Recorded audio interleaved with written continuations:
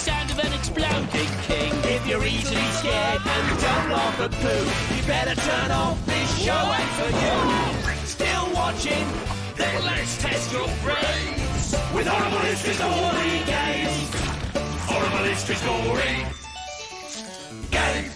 Hello and welcome to Gory Games with me, Rattus, and my sidekick, Dave Lamb. You so know it's the other way round.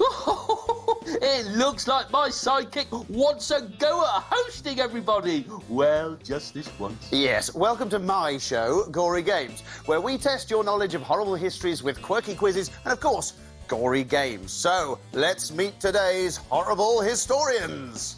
Hi, I'm Emily. Hi, I'm Ross. Hi, I'm India. Now, what episode of Gory Games will be complete without one of my trademark games to get the ball rolling? Oh, I can feel one of my headaches coming on. This is a Middle Ages game I like to call Fish Poulette. Oh, it's getting worse. When people went to the toilets in a castle, their poop would go straight into the moat.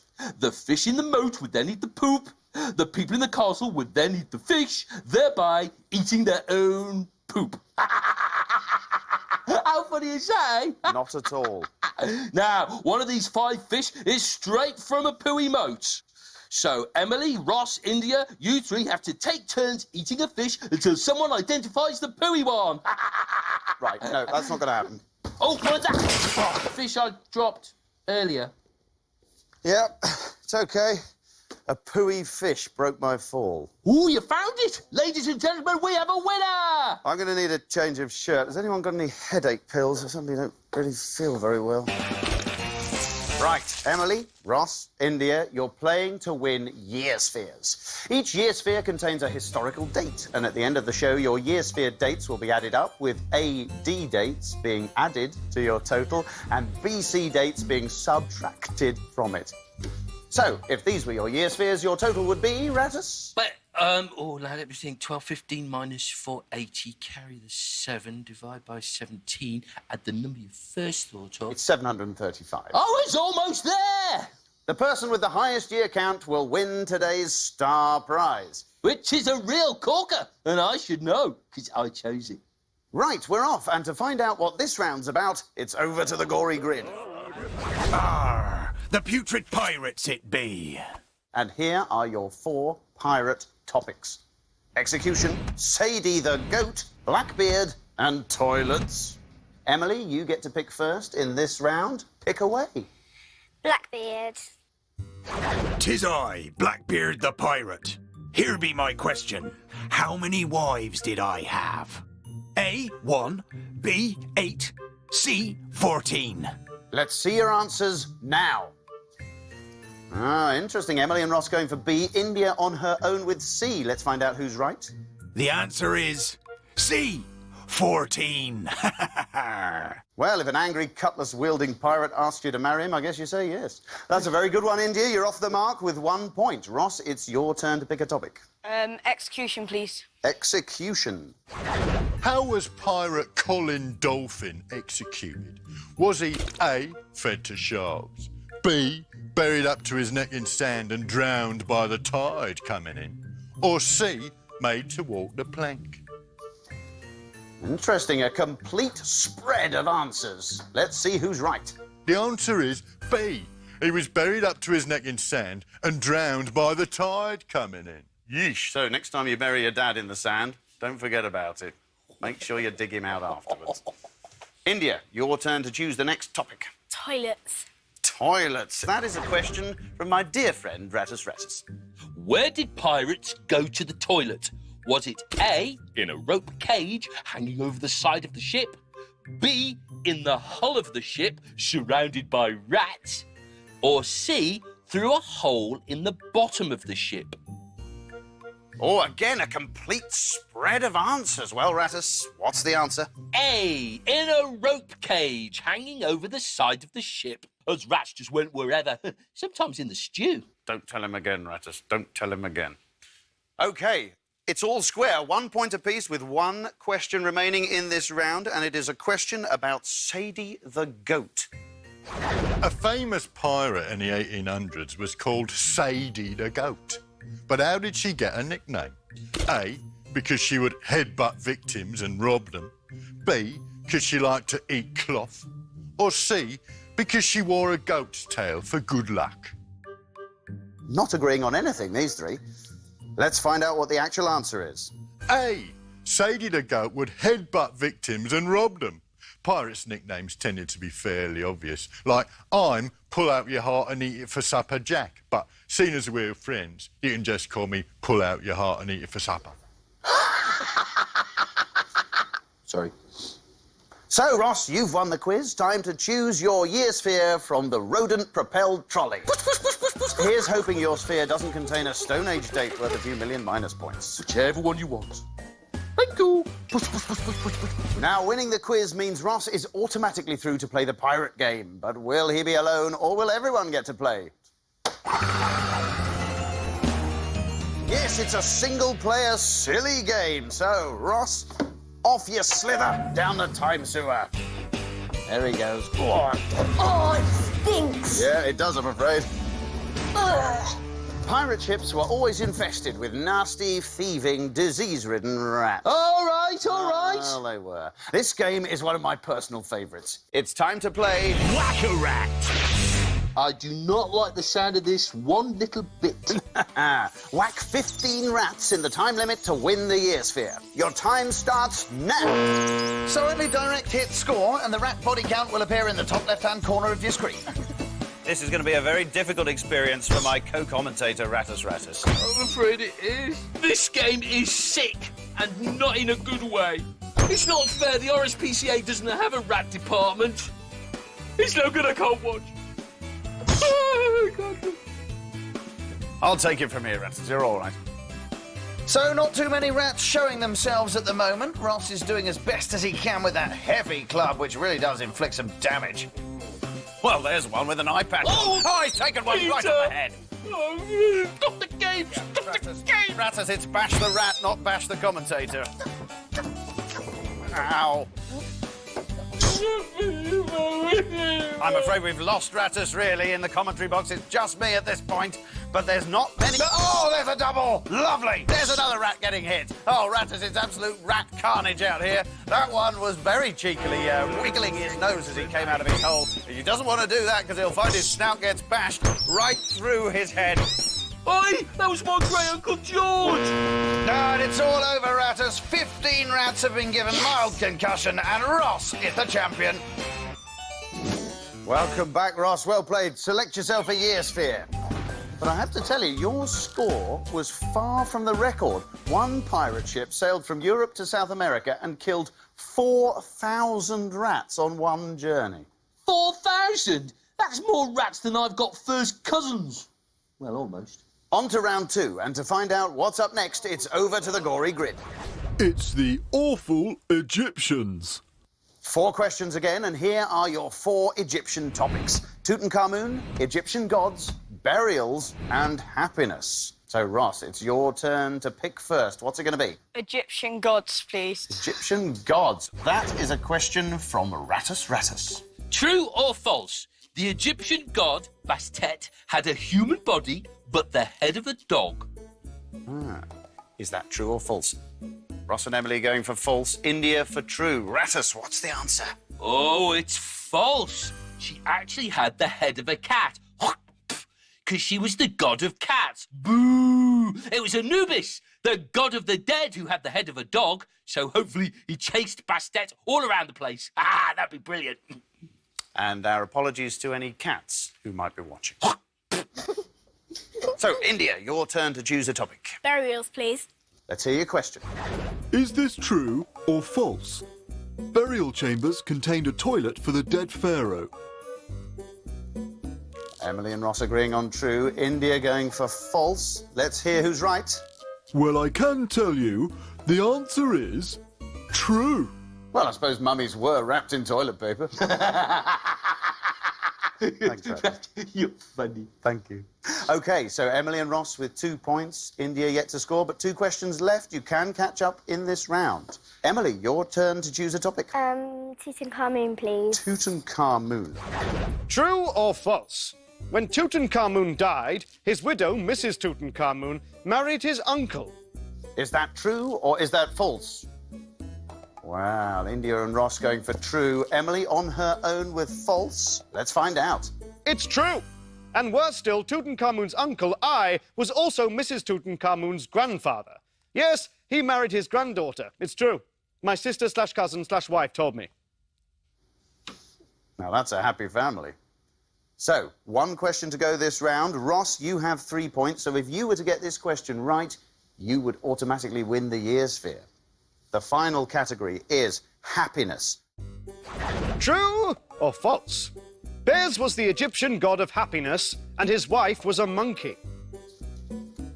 Emily and India going for true. Ross on his own with false. What's the answer? It's false. Of course it is. Don't be ridiculous. His wife was a hippo. I once said to my wife, I'm so happy, I feel like the god of happiness. She said to me, are you calling me a hippo? You can't win, can you? So, Ross, that was remarkable. You have just won the round with a maximum score of 4 points. You've won yourself another year sphere. Choose away. Let's just hope your year sphere doesn't contain Dave's birth date. That's well Stone Age, worth a few million minus points. Yeah. Sorry. Now, winning the quiz means that Ross is automatically through to play the Egyptian game. But will he be alone, or will everyone get to play? Let's find out. It's an all-play brainy game, so the lot of you get down that time sewer. Go on, India. It's not too stinky. Here you go. Ross, you know the way by now. It's thought that it took 25,000 men 5 years to build each of the Great Pyramids. Let's hope they're a bit quicker than that. It's time to play Pyramid Puzzle. 9 blocks, your challenge to work out which block goes where. First to finish wins the year sphere. So, ready, steady, get building. There they go. There they go. A nice cagey opening. There's India wrestling with what looks to be an absolutely enormous piece of pyramid. Well, it's coming slowly over. Oh, look at that. Ross seems to have 2 bits on his base plinth already. Whether they're the right bits remains to be seen. I think perhaps that's the technique for this game, Dave, is to actually get several pieces on the baseboard quite early on and then shunt them around until they fit. Well, it's a very interesting theory, Rattus, and also it brings all the pieces near to you. That's right. I think can save time in the long run. There's Emily thinking very hard. Oh, no, Ross has given up. No, he's not. He's just cleared the base to start again. And that's a big piece. That's a good idea, I think. The bigger pieces would seem to be better at the bottom. There. Well, it looks as if we have the first layer complete on India. That's fantastic.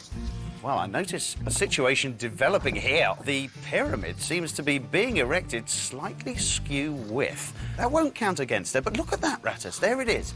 It's not square on its plinth. That's certainly a cant pyramid, Dave.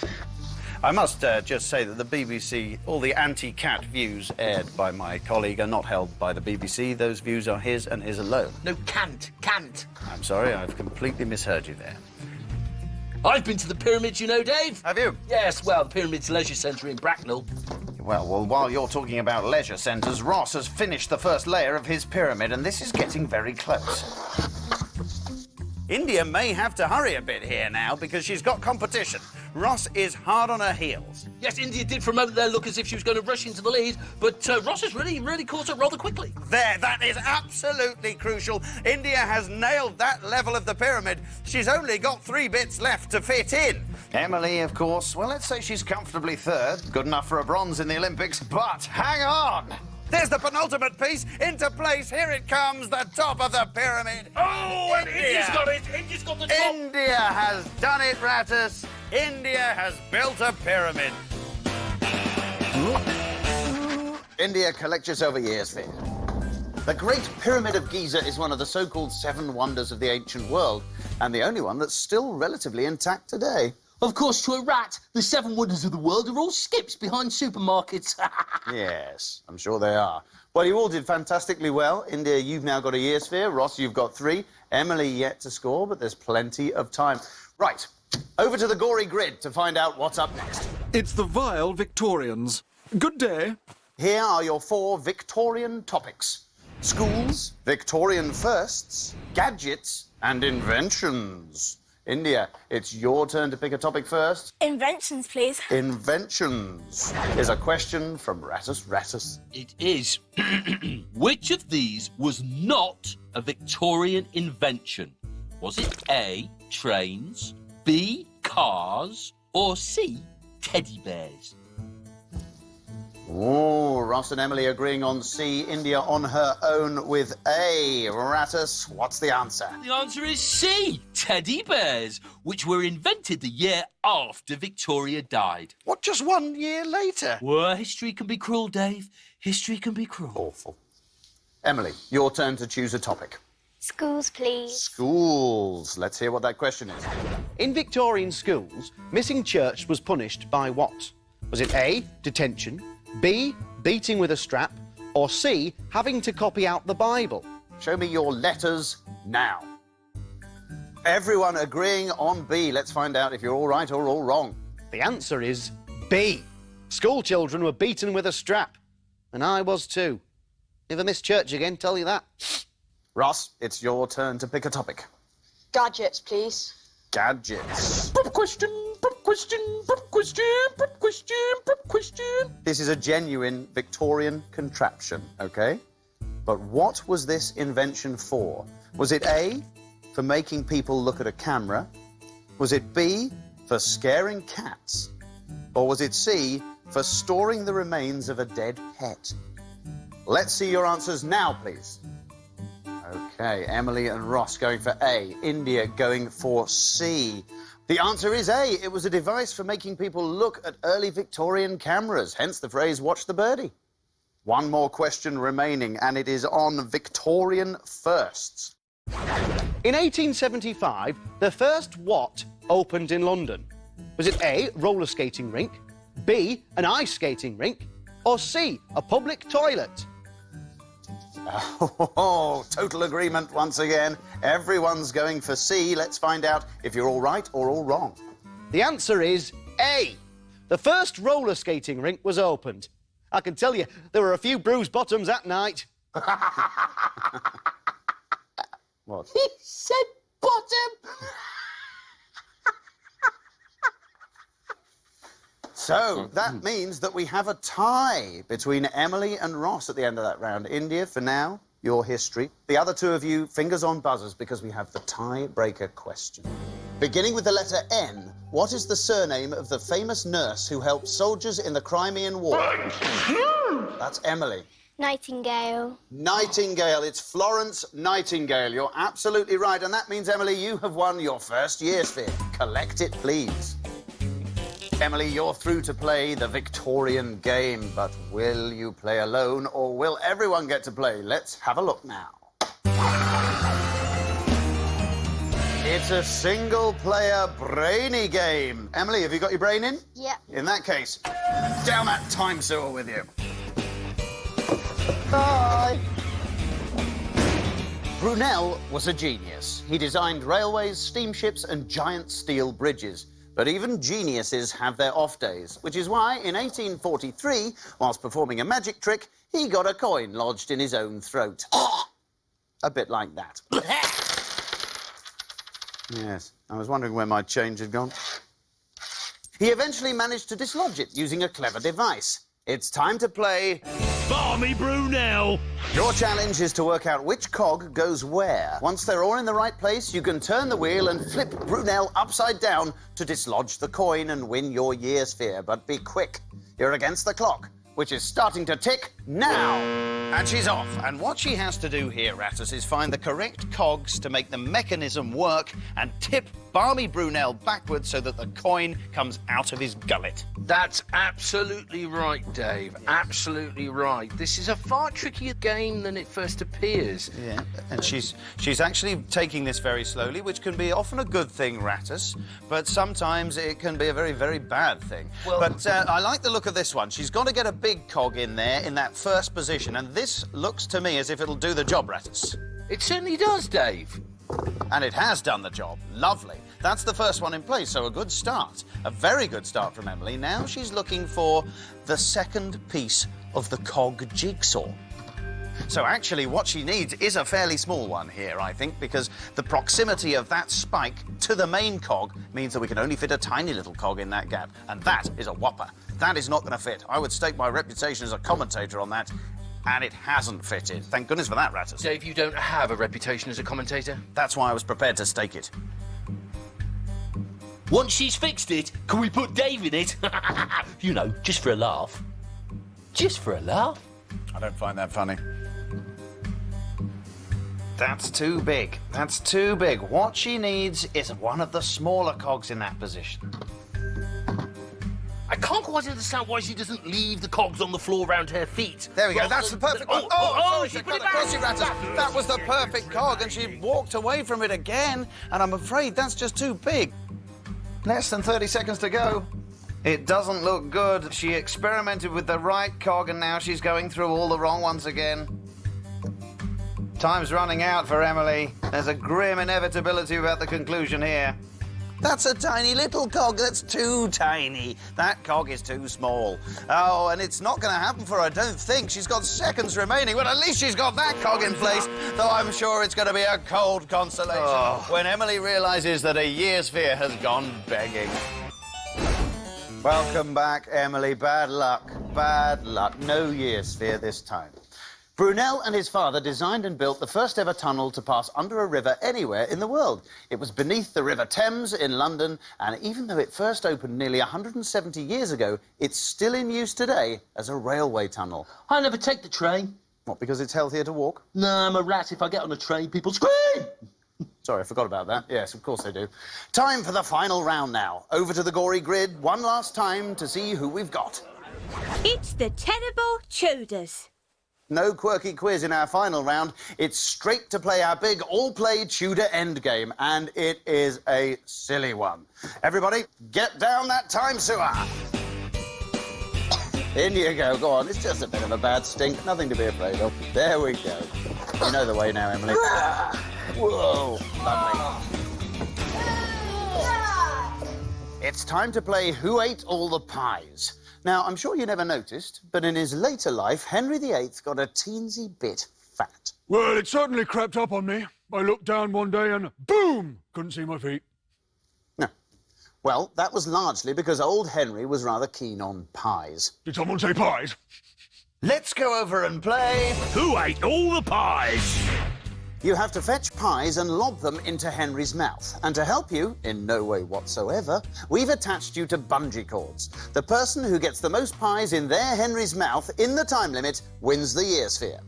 Get ready then, because it's pie time! So here we go with Who Ate All the Pies? And that first round of pies going absolutely nowhere. But it's early days yet, eh, Rattus? It certainly is early days, Dave. They seem to be enjoying themselves, even though they're not very good at it. Oh, well, having said that, that is a point for India. I believe it's all in the wrist action on this game, and pointing and aiming and aiming and pointing. Yeah, well, they don't seem to be aiming very well at the moment, I have to say. That's an interesting shot from Ross. He sort of jumps up and throws it overhand. He does, and there's Emily poised there. Oh, to go backwards. Whoa, that's a ping back and a half. Oh, look at that. India has actually dropped her pie there, but she's picked it up and hoiked it forward. It's gone absolutely nowhere. Hoiked! Good to see the pieman, isn't it, Rattus? Nice to see the pieman. Yes, he's a very generous pieman. He gives his pies away. And he charges very little. Very little. Nothing at all, I believe. Yes, we're very lucky to get this fella. You don't see many Tudor piemen around these days, but this one is very committed. He lives his whole life dressed like that, and who are we to judge? Oh, there we go! What a lovely shot from Emily. She takes herself into a two-way tie for the lead. So, Emily, India, one apiece. Ross, nothing as yet. That was an underarm there from India. Interesting technique, the underarm. Very rarely finds its mark. And Ross may be influenced by India's going for it as well. But there's the bell, so that means we're running short of time. And I sense an added desperation in some of this flinging. Particularly that bit of flinging. That was extraordinary. Oh, and Emily scores! And that could be absolutely crucial. She's got into a very late lead.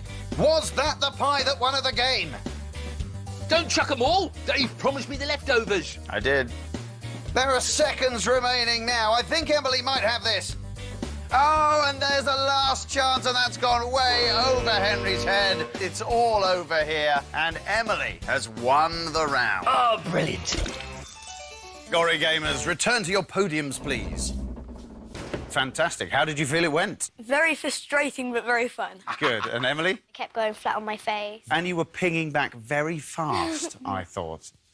Emily, come and collect yourself the final year sphere. Look at that. Wonderful. Are we almost done? Because someone's going to have to clean up all those dropped pies, and that someone is me. Yummy. Honestly, where do you put all the food you eat? Well, ultimately, it all ends up in the sewer. You see, what happens... Yes, thank you. We know how it all works. OK, time to count up those year spheres. And remember, AD years are added to your total and BC years are subtracted. So even though you've got different numbers of spheres, anyone can still win at this stage. OK, Emily, let's see your first sphere. 1901 AD, the death of Queen Victoria. Let's have a look at the second one. 1536, the year Anne Boleyn was executed. That gives you a total of 3,437, a very good score. Ross, let's see what you've got. 1666 AD, the Great Fire of London. 399 BC, Greek philosopher Socrates was executed that year. Let's have a look at that third one. 1805 AD, the Battle of Trafalgar. That gives you a total of 3,072, so you're just shy of Emily. India, it's all down to you. Let's have a look at that last sphere. Oh, it's 30 BC, the death of Queen Cleopatra. And that means today's winner with 3,437 points is Emily, who goes home with our star prize. And I'd just like to say today's prize really is amazing. Unfortunately, I can't. Because once again, it's some old tat plucked out of the time sewer by my filthy friend here. What is the prize, Rattus? It's a Celtic prize, and it once belonged to the enemy of a Celtic warrior. It's a severed head preserved with cedar oil. Perfect for decorating your front door. You're not seriously suggesting that Emily sticks that on her front door, are you, Rattus? Worked for the Celts. They love to show them off. Yeah, but hang a severed head from your door nowadays and pretty quickly your friends are going to stop coming round. Yeah, but so will salesmen, that nosy neighbour, and all those annoying relatives at Christmas. All right, it's a fair argument. Emily, I really am terribly sorry. Try not to look at it too much, particularly when you're just about to go to sleep. It just remains for me to say thanks to our winner, Emily, thanks to our gallant runners-up, Ross and India, and no thanks whatsoever to Rattus. My absolute pleasure. Nah. You've been watching Gory Games. Goodbye. Goodbye. Was that show messy enough for you? Or would you have preferred a little more poo? Have you had your fill of blood, guts and gore? Or have we left you still wanting more? Well, keep watching. We'll be back again with Horrible History's Gory Games. Horrible History's Gory Games. Hello, CBBC viewers. There's a bit more to come from us, so do not worry yourselves. Oh, dear. Excuse me. Hello? Yes, I said that. Oh, all right, then. All right, OK. Lots more. It's a bit picky, but fair enough. Goodbye. There's lots more to come from us this afternoon, so watch Newsround, then get yourself over to the CBBC channel. You can catch Young Dracula and then the Slammer. Get amongst it. We really need to disconnect this phone. They're so big, they're so fab, they are so Friday. Kick off your weekend with Horrible History's Gory Games. Oh, I never tire of this game. Horrible Histories. Spiffy, we're in for a real cracker. Party on. That's what I'm talking about. Wow, it's immense. And Friday Download. Boom shakalaka. Big Fab Fridays on CBBC. Fridays from 5.